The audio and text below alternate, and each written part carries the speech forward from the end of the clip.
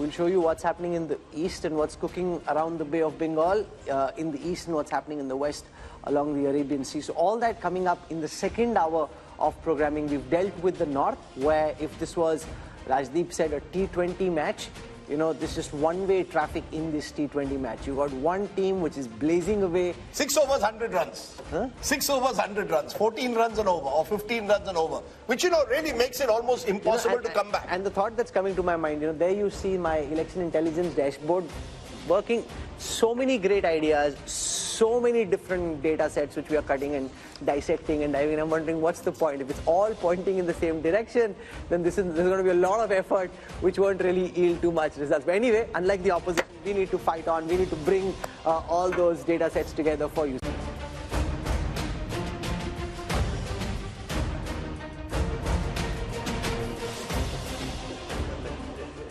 Welcome back to the mood of the nation. India Today's biannual survey with C Voter, which is telling you just ahead of the general elections what will happen in state by state to give you the big picture. Who's winning the battle for 2024? We spent the first hour dealing with the North Indian states. We'll now switch to the south. And remember, Rajdeep, there's been this big north versus south effort that the opposition is making to try and build a narrative around how North Indian states are different from South Indian states. Do South Indian states truly feel and vote differently? We'll find out in this hour. Remember, we've given you the North India numbers in the first hour. 154 of the 180 seats going to the BJP-led NDA.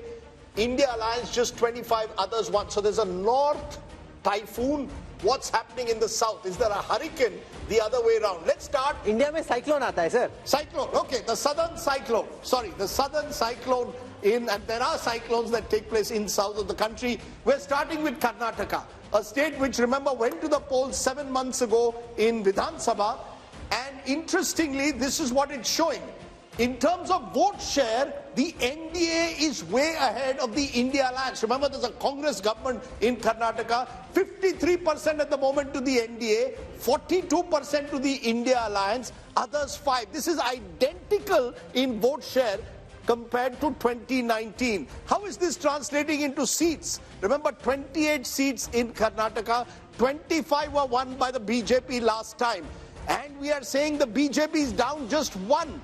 24 from, remember, 27 now includes the JDS, which has joined hands with the BJP there. So the BJP, JDS 24, that's down 3, but they're still holding its own. India Alliance just 4 in a state where the Congress is in power, and India Alliance means effectively Congress here, others 0. So you've got the first southern state giving bad news to the Congress party. And Rajchandgappa, it's your home state, so why don't you kick off? It suggests very different verdict to what we saw 7 months ago when the Congress won pretty decisively. But let's say, Rajdeep, it's not surprising in Karnataka. It's if history. you recall, it started from Karnataka when Rajiv Gandhi swept Karnataka, winning about 26 or 28 seats in 1984. Within 3 months, Ramakrishna Hegde was elected as Chief Minister. We're going to see the reverse polarization happening in this case, where for Karnataka they felt that the Congress was good, it was needed because the BJP government was not effective, and therefore the voters likely to tilt towards giving Modi the mandate, because he did campaign extensively there. He did push, if you remember the final phase, a certain percentage up over there. So Karnataka, and the other thing BJP has smartly done is tied up with the JDS. So the Vokliga vote, which would have made a decisive difference in Old Mysore and others, is getting split across these two. And secondly, if you look the way they have mended fences with the Lingayats, bringing Vijayendra, who's the son of Yadurappa, into the picture, the BJP has tried to cover its flanks. But let us see. I mean, Shiv Kumar is a wily contender. And you might see a little more seats going this way towards the Congress, So, Yashwant, given the fact that Siddaramaiah and Shiv Kumar were in Delhi, and now you've got DMK ministers, you've got Pinari Vijayan trying to hit out at the center for not giving enough finances to the south, could that potentially become an issue? Because I was seeing in the south, there was a lot of traction, at least on social media, around this issue. As of now, it's just in its infancy.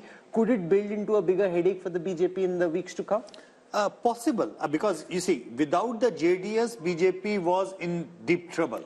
And they were pragmatic enough to take that much of arithmetic along. 6 months back, our same MOTM was showing BJP was in disarray because 10% approximately JDS votes of Vocaligas going along that. Now, but that's largely in Old Mysore. Largely in Old Mysore. But the thing is that it's not just like, it might be decisive in Old Mysore, but there are pockets in across Karnataka, particularly in North Karnataka, where even 5 to 6% of Vocaliga votes shifting the BJP way will do the magic. However, the point which you are making is a North versus South divide, and the campaign that we are now watching in social media, that is an uncharted territory.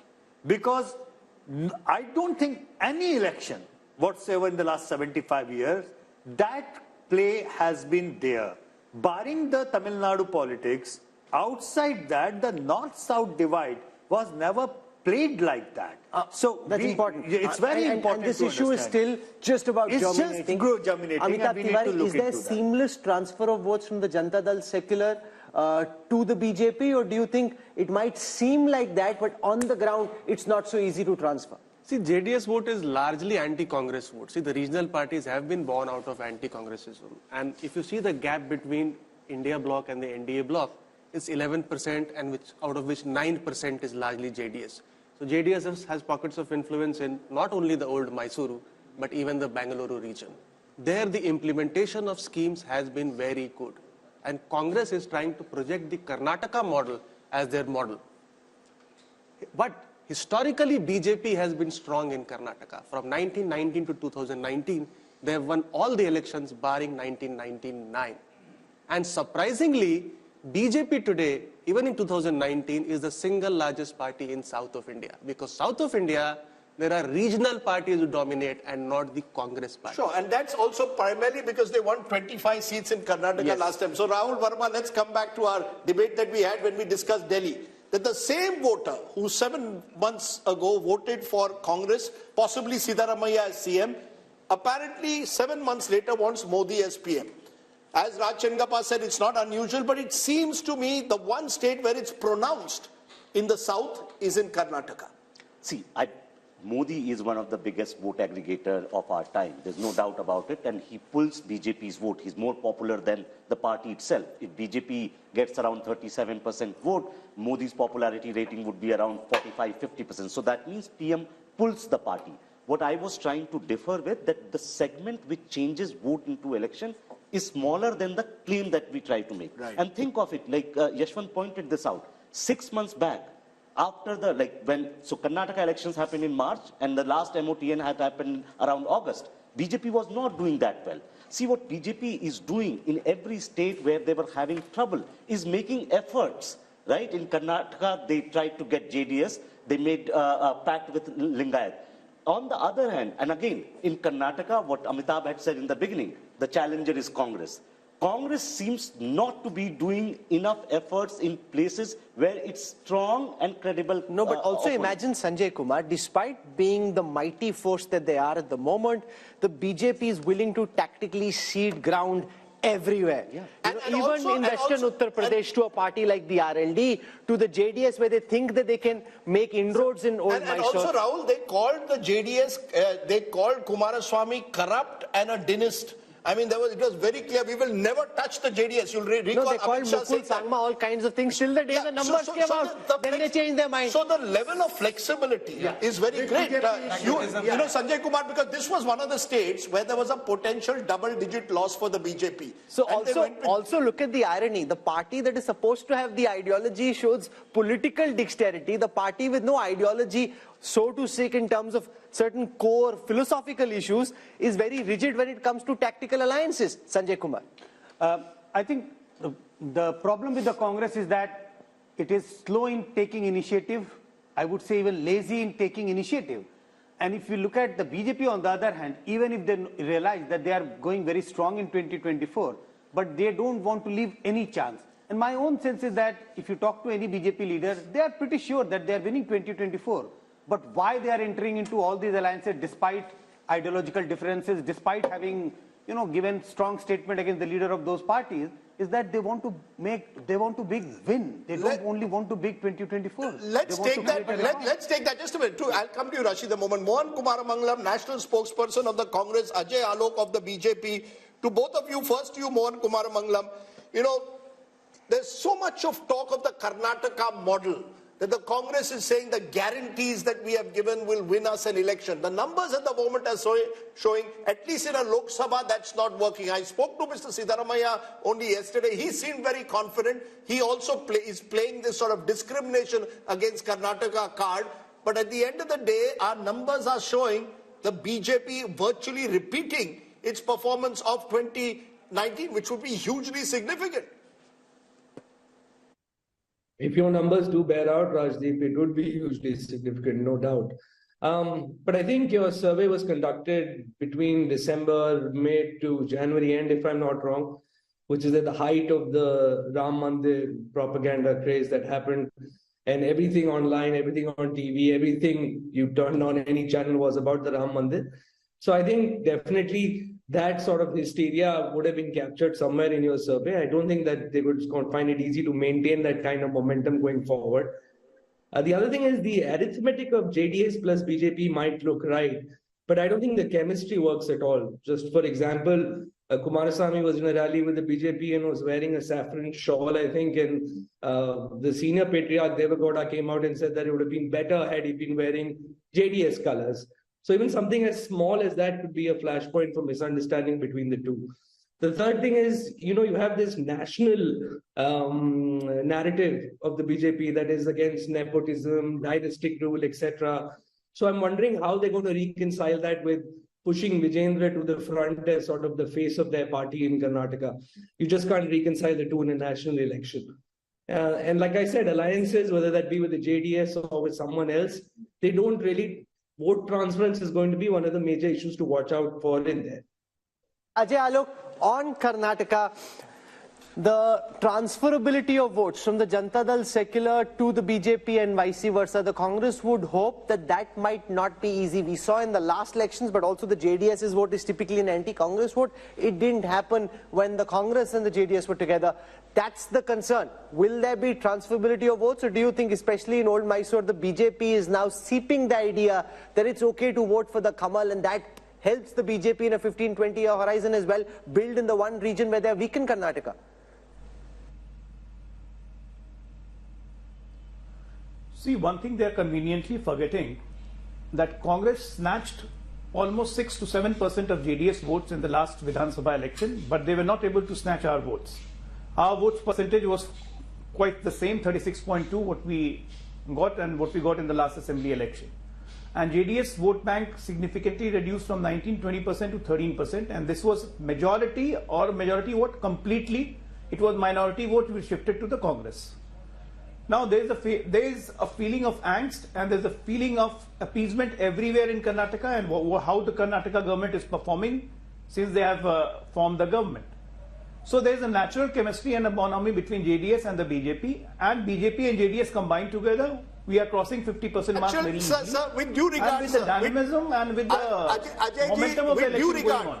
Sir, with due regard, when you say natural chemistry, 7 months ago you were name-calling each other.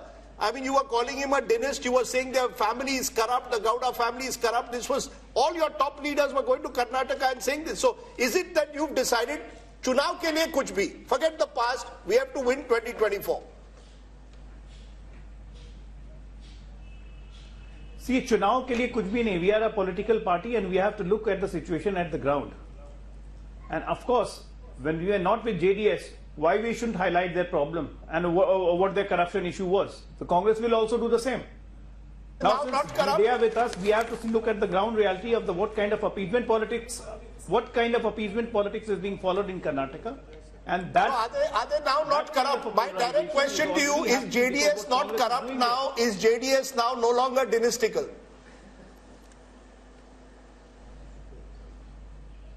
Well, it is dynastical. As far as corruption the matter goes, it's all in the court. If they are convicted, they are corrupt.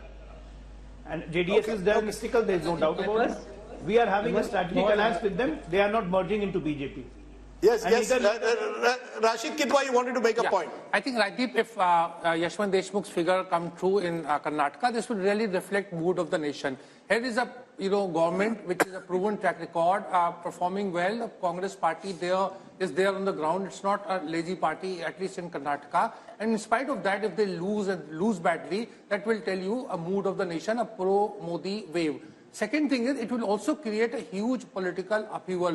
You remember, there was a lot of rivalry going on between Siddaramaiah, Chief Minister, and D.K. Shivkumar. And this will, become a big issue. So are you saying the possibility of that government either falling as it did after 2019, or are you saying there could be a change in Chief Minister if these numbers hold? All kind of possibilities are there. If this happens, then I don't see future for Siddaramaiah government there. Okay. From Karnataka, let's come to Telangana. I'm just trying to keep it moving so we're able to give enough time, because otherwise we have very irate viewers in a particular state that this is how important our state is and you didn't give us enough time. So let's just try and keep it moving. Let's come to Telangana. We look at the vote share numbers for Telangana first and then the seat share numbers. So in Telangana, the BJP thinks they will be able to gain ground. They had 4 seats the last time. So when we look at the seat share for the BJP in Telangana, our poll is predicting 21%, just marginally up, 1% up from the last time. The big jump here is for the Congress, which was at 30% last time, this time at 41%. Whereas the BRS and the other parties, which includes OVC, coming down to 38 from 50% the last time. So the big change really is the bump in the fortunes of the Congress and the decline in the fortunes of the BRS. How does this translate into seats? The only sliver of hope that we're seeing of all the numbers that we've put out so far in the Mood of the Nation opinion poll are actually coming from the 17 seats of Telangana, where the Congress's tally is expected to go up from 3 potentially to 10. That's up 7 from the last time. The BJP was at 4, could come down to 3. That's down 1. The BRS was at 9, could come down to 3. That's down 6. The AIMM stays where it was the last time. So OVC wins his seat. 3 to 10. Now, from what I know, Amit Shah and the BJP big guns will be figuring out some way कि इनको ये 10 नहीं देनी है, इनको कुछ नहीं देना है भाई. Rahul, the fact is honeymoons do exist. I know that we are in a world where even living relationships are now looked at with a question mark, but a honeymoon is still fine. In the poll, the honeymoon is on. Whether it will be on in May or not, we don't know. This is the one state where at the moment, Yashwant's poll seems to suggest that the honeymoon is on. They just won an election, 2 months ago? And therefore, there isn't even enough time for any anti-incumbency as of now to build. That's the sense I get, Yashwant. Am I right? Because in the contrast with Karnataka here seems clear, where the Congress is still very much the new party that has just toppled a 10-year-old government. I think Congress is reaping benefit of the popularity of Revanth Reddy. I think what is happening here is that in absence of any national leadership popularity or popular national leadership, Congress has to now look around for the popularity of their local leaders, and this is one state where definitely the popularity of Revanth Reddy is. So why is it working in Telangana but not Karnataka? It's not working simply because we have got 2 popular contenders, and Rashid Bhai might be able to tell this, but I am dead sure that the Deputy Chief Minister of Karnataka would not like Congress to win in Karnataka in Lok Sabha election, because if Congress loses Karnataka in Lok Sabha election, that paves the way for him to become the Chief Minister. I think this is a bit unfair, because Mr. D.K. Shivkumar, and Rajdeep would correct me if I'm wrong, played a very big role even in Telangana, the amount of efforts he made there. So so far he's a disciplined soldier of the Congress. But let's be very clear. It appears one regional party is the one completely getting squeezed out here. Chandrasekhar Rao has virtually gone dormant since that defeat. That vote, the Congress seems to have captured to a large extent if these numbers hold. And the BJP has its pockets in Telangana, but has not been able to truly spread across the state. Would that be a fair understanding, Amitabh, of these numbers? Yeah, I see. In a largely bipolar national election, the regional parties tend to get squeezed out, and Telangana is one of the states. But it reveals a very fascinating insight, is that Congress, wherever is it gaining, it is gaining at the expense of regional parties, and that is the basic problem in that India alliance. It is gaining at the expense of BRS and not BJP. So how can it lead an alliance of regional parties where the regional parties have been formed out of anti-Congressism? TMC has come out of Congress. YSRCP has come out of Congress. SP has largely done anti-Congress politics. But it also shows there is no substitute for hard work on the ground, Rahul Verma. The fact is the Congress in Telangana genuinely made an effort in the last 1 year or 18 last months. 6 months. Yeah, I mean 6 After months. the Karnataka but to election. be fair, you know, after Karnataka they got momentum, Rahul. But there was a sense that the Congress in Telangana was slowly at least, they were there on the ground. They were more visible after Karnataka, no doubt about that, Rahul. But I think, would it be right to say that there is a lesson there? You work hard on the ground, you throw up a leader like Revanth Reddy who's able to connect, and maybe, just maybe, who knows where the future is? Telangana has been a Congress state. Indira Gandhi contested from Medak all those years ago. But at least in Karnataka and Telangana, you have a party on the ground. We all are taught this lesson from childhood, that you have to work hard to get something, right? Zameen par raho. So it's not just for politics that you have to work hard. Sometimes, see, Congress also, not just because of the hard work in Telangana, but also some of the mistakes that BJP as well as DRS made in Telangana, which gave that kind of edge to Congress in Telangana. And of course, Revanta is now very, very popular. BRS is not picking up from the defeat it faced last time, and that's the advantage they are getting. And BJP has still not been able to figure out what its Telangana strategy is going to be, unlike in other states. So are they going to make efforts as they did in Karnataka or Maharashtra or Bihar in Telangana or not? So that still remains to be seen. That's interesting, Raj Chengappa, because, you know, the BJP has also been caught in Telangana between, do we play OBC politics, do we project an OBC leader, what, you know, do we take strident anti-Muslim politics, will that take us forward? Somehow, for all the gains they made in Telangana 5 years ago, they've remained stagnant. One of the few states where they've not, you know, multiplied overnight. I think the BJP is still shell-shocked by what happened.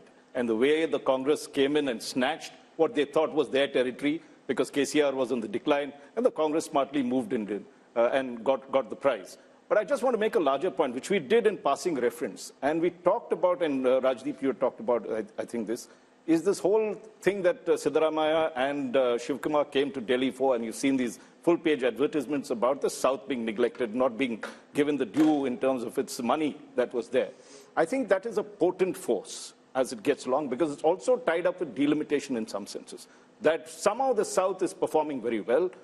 Telangana is one of the states, Karnataka we talked about, and yet, you know, so this kind of thing can begin to erode on the Modi wave factor. No, so it is an idea. There can be no doubt about it. But does the opposition have the wherewithal to mount it into a meaningful idea, take it down to the ground in the weeks before polling? No, I'll give you a very interesting example. Mr. Pinarayi Vijayan is in town today. He led a protest. The Congress decided not to join it because the left is their prime opponent in Kerala. So there are internal divisions. But when I asked Mr. Siddaramaiah, he said, yes, we would like to hold a convention of all the southern chief ministers soon. So they will play this card. And at least it's a card with some emotional connect. No, but it's also picho suja. It's a real last minute kind of idea, right? To be able to take this idea, build it into something big requires some time. And the other worry is... idea to begin with. You are only 2 months away from the election. Even if you play it well, South is only 130 or 140. No, but in those states Rahul, it may do well. Rahul, can I just make a point? If in Karnataka they've swallowed the poison chalice and had to drink from that one, it is because they know that if they lose Karnataka, the BJP, the whole Modi wave that begins to shrink, because at 25 seats, it is the one that tilts decisively in terms of if moving from, say, whatever figure that they have now, if they are 303, if it starts dropping like they had last time, they lose a lot. So that is why you will see that they are so concerned. Look at they are willing to compromise, whether it is in Bihar, as we've seen, in any of these places, despite the fact that they seem invincible, the BJP is insecure for whatever reason, and it is showing up in these places. I actually don't think it's insecurity. I actually now am convinced the BJP, as you saw with Mr. Modi talking about 370 and 400, it's like pushing your troops to try and conquer what is seemingly impossible. So you say Karnataka, okay, people are saying we are going to lose there, put all your might in Karnataka. The Prime Minister's repeated trips to the south at a time when, you would have thought they would say, okay, South is an area where we will not do well, suggests that actually they think South is a growth area. So it's fascinating. Okay, so one seemingly impossible thing, but why not? When you are talking about the possibilities, if the BJP can go all the way to bring the JDS, if the BJP can go all the way to bring Nitish Kumar, why nobody is talking about possibility of BJP and BRS coming together? Look, the BJP at the moment, the BJP is hunting for allies all over. The BRS is a potential ally, but I think they see Telangana as one of the states where they want to grow in the future. And to grow, they have to finish the BRS. See, once the regional party is finished, make it BJP versus Congress in Telangana, advantage BJP. So that's the one reason why they may hesitate from taking on the BRS. And Chandrasekhar Rao is a wily leader. I think Kumaraswamy is desperate. Rajdeep, correct me, Raj. No, I just want to make a quick point to what you made. Yeah. The fact is that Modi came into Telangana for an election campaign and said that KCR approached him to help out his son, and so there was this talk of an alliance that was building over there. Yeah.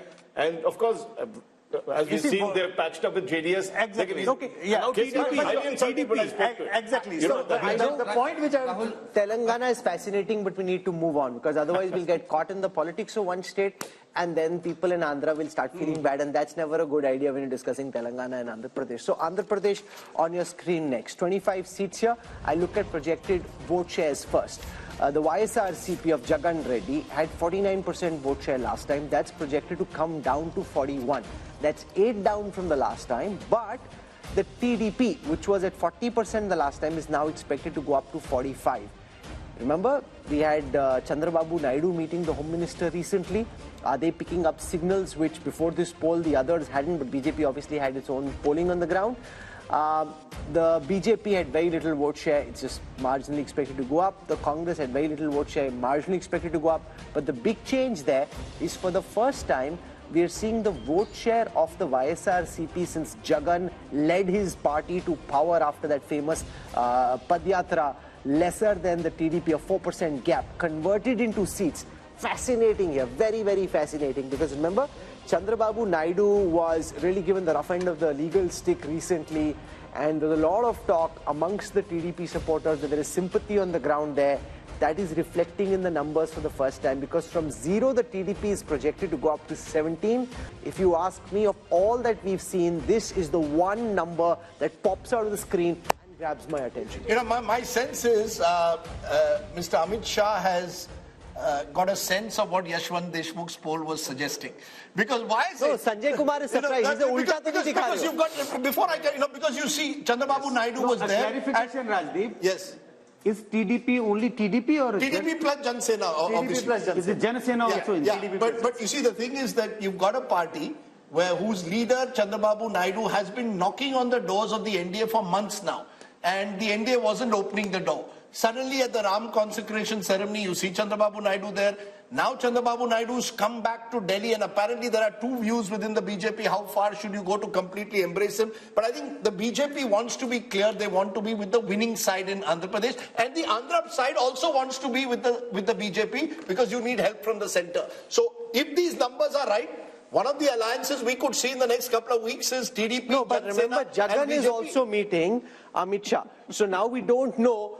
I'm just saying these numbers. The BJP has both the Andhra balls up in the air. They can decide where they want to go. No, the thing is that BJP cannot decide who forms the government in Andhra, because I think the real battle there remains Chandrababu versus Jagan Rahul. But with these numbers, the BJP will be tempted to go along with Yashwant Deshmukh. This is the most fascinating insight of all that we've seen so far. The Telugu Desam, where many people had started writing the obituary of Chandrababu, political obituary of Chandrababu Naidu and his party, pops out. Jagan Reddy, who so far is busy, and I'm sure he'll be watching this, so we should be just slightly mindful of what we say, busy projecting invincibility, is suddenly seeming on shaky ground. And how does this then impact potentially the assembly election, which will also be held at the same time? I think the problem what Jagan Mohan Reddy is facing, not that his own personal popularity has taken a hit. I think the problem is there is a huge number of non-performing MLAs and MPs. The anti-incumbency at in the your view, is the assembly level. mood also the same? Yeah, I mean that's what is happening right now. You're sure about that? Unless he changes, no, big because you number don't know of, for sure because this is a Lok Sabha poll. Yeah, that's what I'm but saying. Do you think it indicates assembly mood also? I'm getting the indication of that same as well. Unless he changes huge number of sitting MLAs, chops the tickets and gives fresh faces, he has a problem even in the assembly. What's gone wrong for him? You met him recently. What could have suddenly gone wrong? Because this was not the situation in the last MOTN. So it's obviously changed just in the last 6 months. Look, the fact is, Andhra polls have always been closely competitive. Even when Jagan lost in 2014, it was a very wafer-thin margin, especially in terms of votes. So both sides have strong vote bases of their own. If the Kapu vote, which comes in through a Jan Sena, gives you an accretion, it helps Chandrababu Naidu. My sense is I would not write off Jagan Mohan Reddy. He's done a lot of welfare schemes. He's banking on welfare schemes, the sort of Modi model taken into the Labharti model at the state level.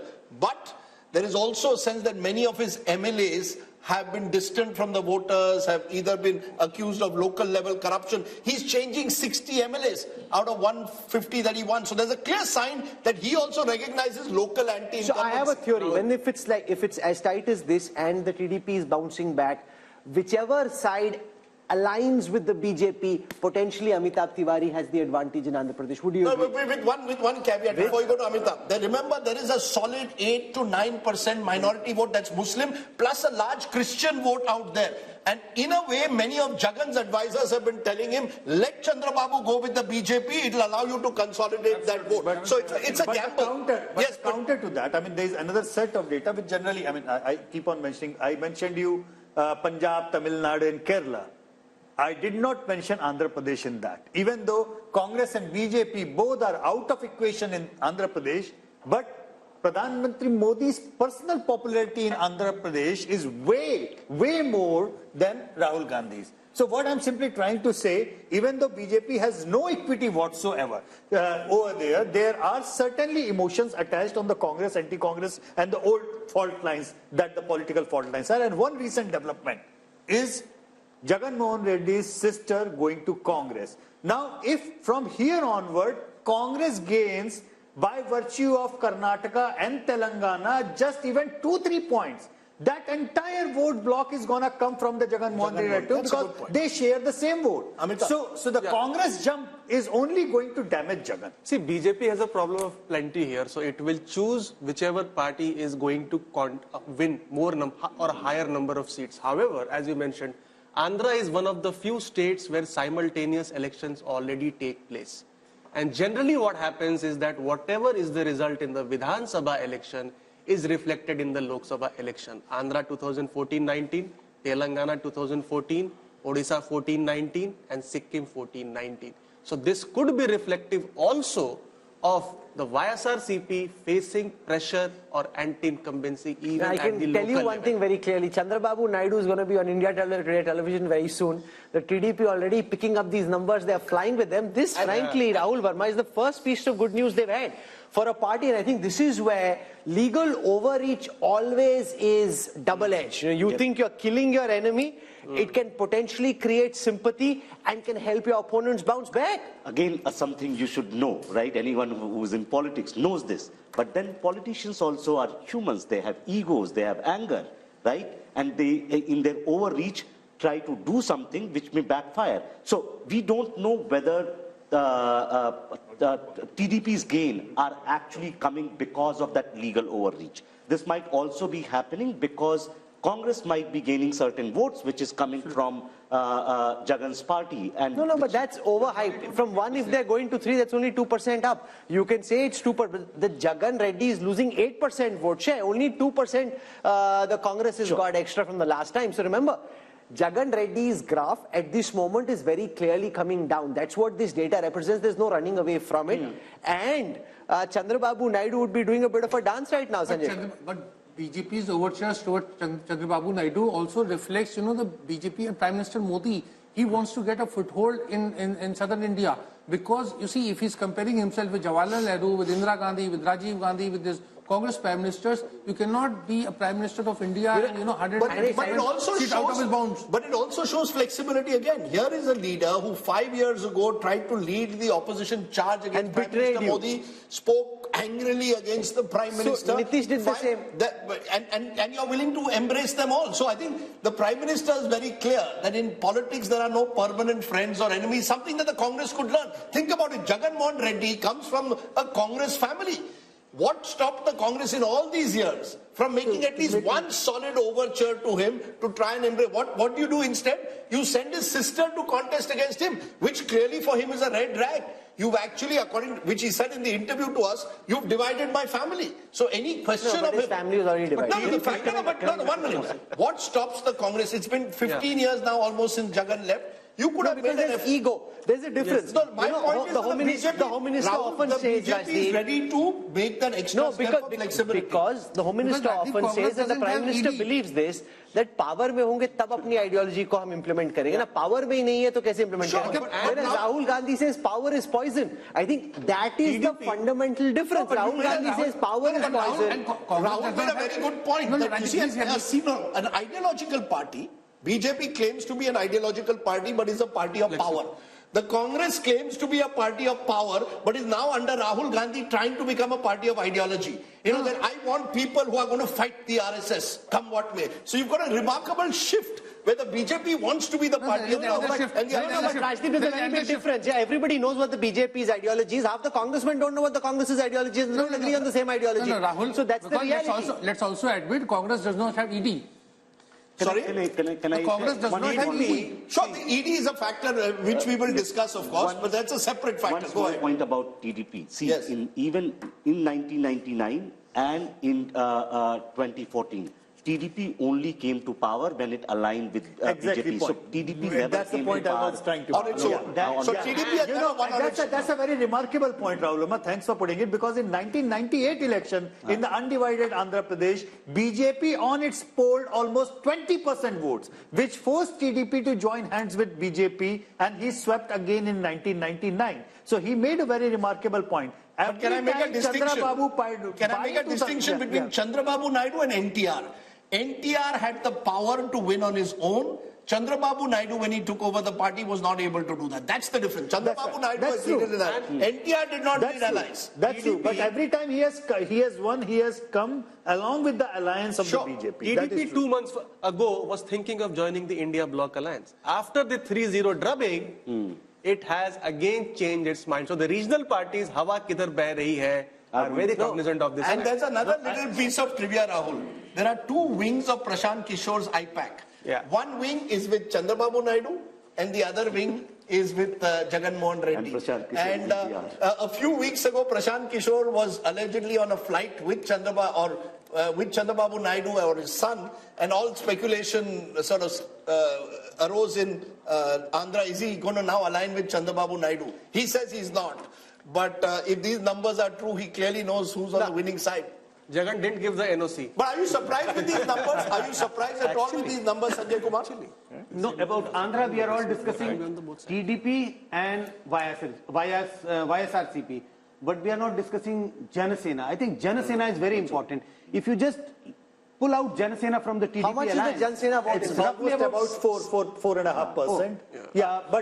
But if you pull out Janasena from the TDP, then Jagan Mohan Reddy is back in the game. That is so sure. And it is a situation like Bihar. Nitish Kumar at the center. There are two other players.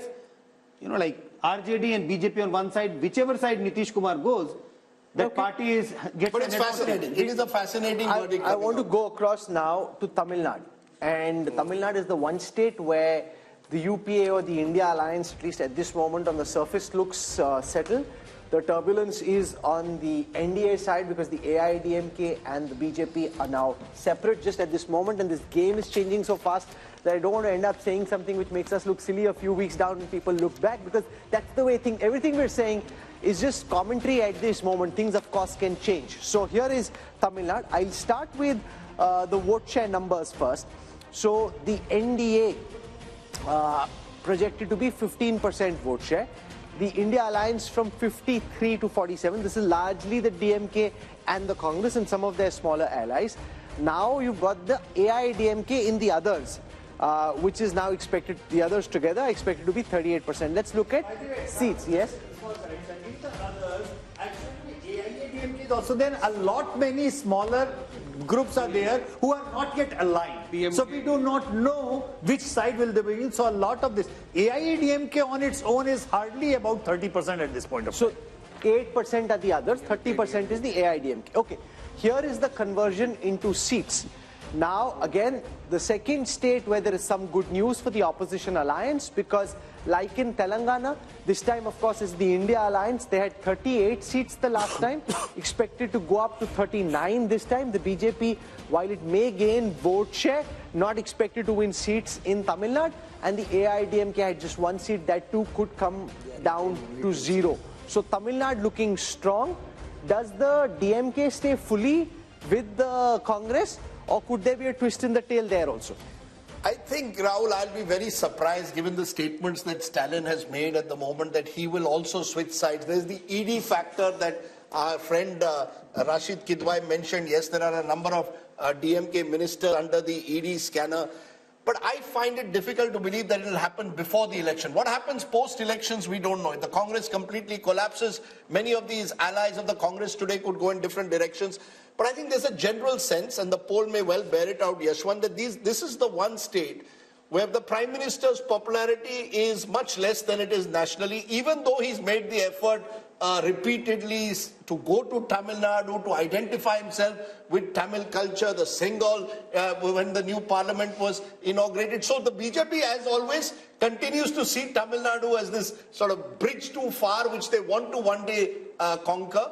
But now look at the effort he makes with the Kashi Tamil Sangam. Yeah, but my sense is the AIDMK's collapse over the years has only consolidated the DMK and has put the BJP in a difficult position. Do we try and occupy the opposition space, or do we tie up with the DMK? Yes, either ways, you know, the vote share increase is not going to result in the seat conversion. So is there a vote share increase substantially? Yeah, it's a vote share increase substantially. It could be further because, as I said, many of those smaller splinter parties might still go this way, that way, or the anti way. We do not know. No, is the BJP gaining or is the AIDMK gaining this plus 3%? It's the BJP gaining. AIADMK is not is going down and down and down all the way. And by the way, AIADMK is counted in others in this calculation. It's not counted in the NDA vote share for that. Yeah. No, but so you're saying a 15%. Just a minute. You're saying a 15% vote share is principally a BJP vote share? BJP and the other perceived alliance partners of the BJP.